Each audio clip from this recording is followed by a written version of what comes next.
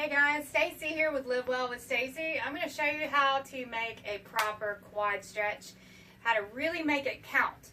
So a lot of people will do the quad stretch and it's just not as effective because they aren't holding it in the right position, and there's just a few little tweaks that can really make it really count. So I'm going to show you how.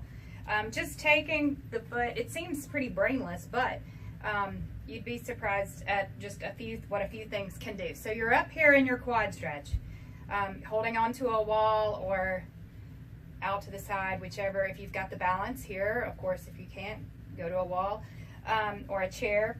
And you're going to take this. So a lot of times what I see is people coming right here out like this.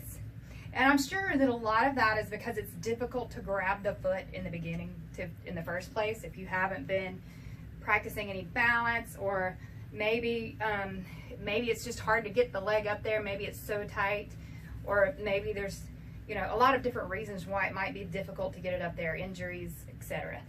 But when you have a stretch that's right here, you're not going to get the quads. That is not a quad stretch. You're really just holding your foot. But what you want to do is point that knee down towards the floor. You also want to align the knees. You probably do hear instructors often tell you, align the knees. This is what they mean by aligning the knees. You're taking those knees and you're putting them right next to each other, almost touching. Then, even this is not a quad stretch. I feel this more in my calf balancing than I do in my quad. Okay, so how do we get that real quad stretch to work?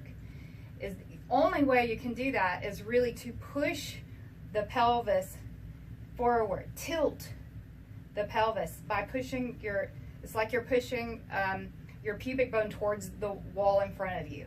So as you do that, and you keep that knee pointing down to the ground and really push the knee. I don't have a bar, so I'm balancing a long time for this. And then we're gonna, as you push, squeeze the glute. There's another way to look at it. If you're squeezing the glute, I gotta switch legs. So I'm here, squeeze the glute, and it pushes the pelvis forward naturally. Then you're gonna feel that in that quad, right all the way from the top, right where it connects to where the thigh connects to the torso, all the way down to the knee. You're gonna feel that.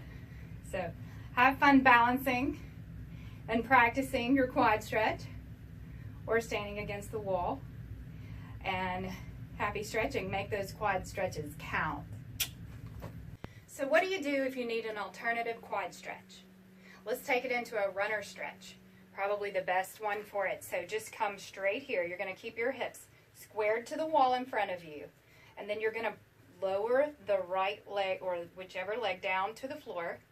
Now, I'm here, I'm feeling it more in this part of my leg at this point. I am straight up, okay?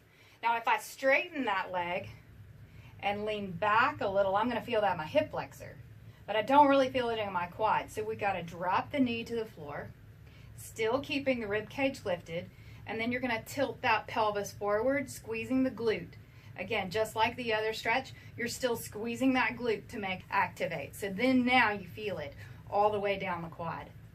As always, don't forget to fuel up with good nutrition. That's whole food, fruits and vegetables. If you find it difficult to get a lot of fruits and vegetables in your diet every single day, power up with a whole food nutritional supplement. Send me a message on my any of the media that I've told you about, and be happy to send you some information. Have a great day. And really push the knee.